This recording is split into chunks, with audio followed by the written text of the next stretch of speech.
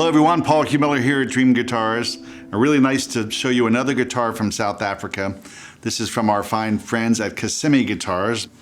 Two great gentlemen that really make exquisite guitars that are sort of really bursting onto the scene right now. They've been around for a while. They both have some experience with Mark Mangard's guitars, who we've been selling Mark's guitars for a long time, and he's a dear friend. And they're sort of taking things to their own level now. Between them, they have a very unique set of skills on the very artistic side, and of course on the woodworking side and the tone shaping side, so the white magic of guitars. So without further ado, let's have a look at it. We've got a Lucky Strike Redwood top. It's Lucky Strike, of course, a tree that was actually struck by lightning, and we felt fortunate in the guitar world to get some of that wood because it's super straight grain and really lightweight and nice sounding.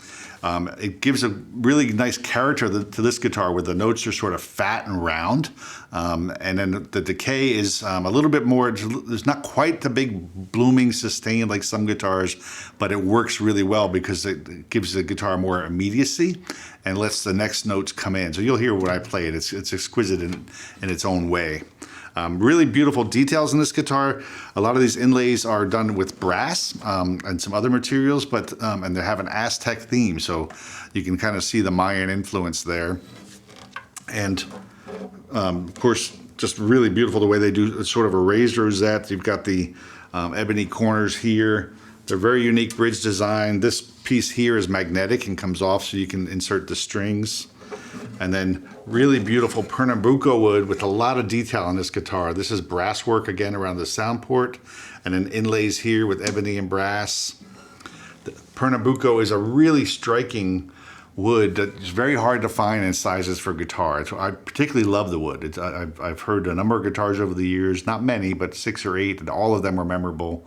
I have bought some of this wood myself to be used for personal guitars, and someday I'll have one of my own.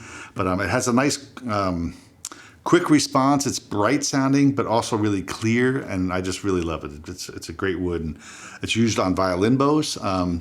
And one of the reasons they do that, of course, is the great resonance. So there are violin bows that sell for $1 million. So this is cheap in a guitar, in my opinion.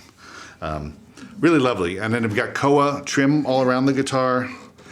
Beautiful neck. And then I love they have this, of course, open headstock design, which is one of their trademarks. And it allows the strings, besides being very beautiful, it's functional. It allows the strings to come straight into the tuners.